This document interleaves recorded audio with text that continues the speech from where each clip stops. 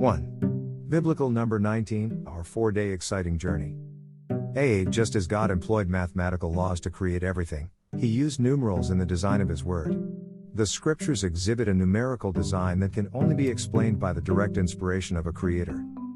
B. As we anticipate God to work miraculously, we ought to keep in mind of what the Bible says about each number for the 4-day, 18, 19, 20 and January 21, 2019, exciting journey.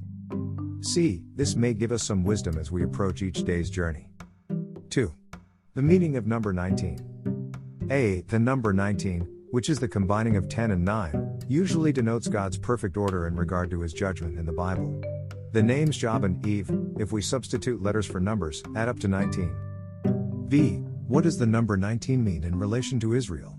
The United Kingdom split into two pieces after the death of Solomon.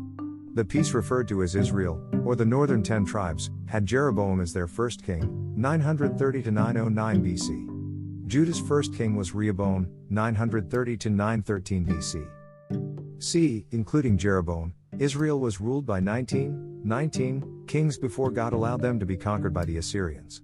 They were conquered and taken out of the land as captives due to their many sins against the Eternal. 3.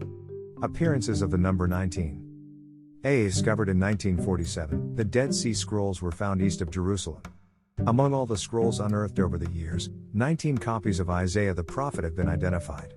Of the 10 most frequently mentioned women in the Bible, Mary, Jesus' mother, is listed 19 times.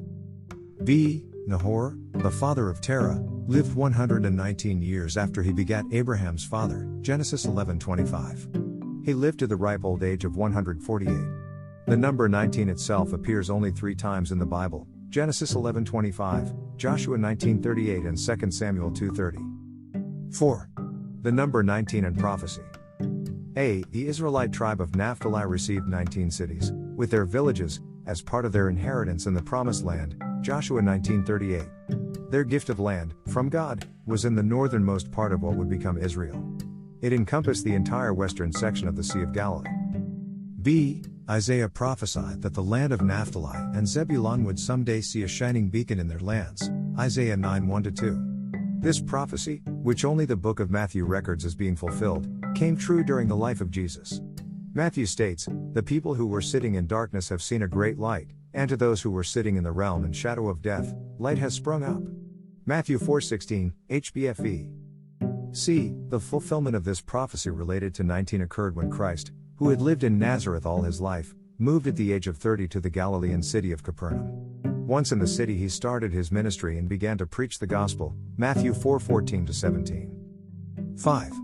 Additional information of 19.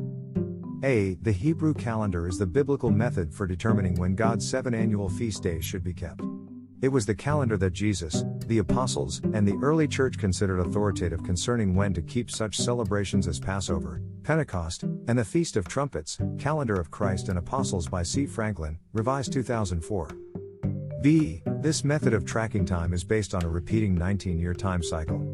The Hebrew civil calendar adds an additional month, making 13 months total, in years 3, 6, 8, 11, 14, 17 and 19 of each cycle.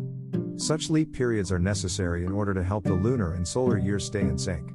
Postponement rules are also used to declare the first day of each civil year.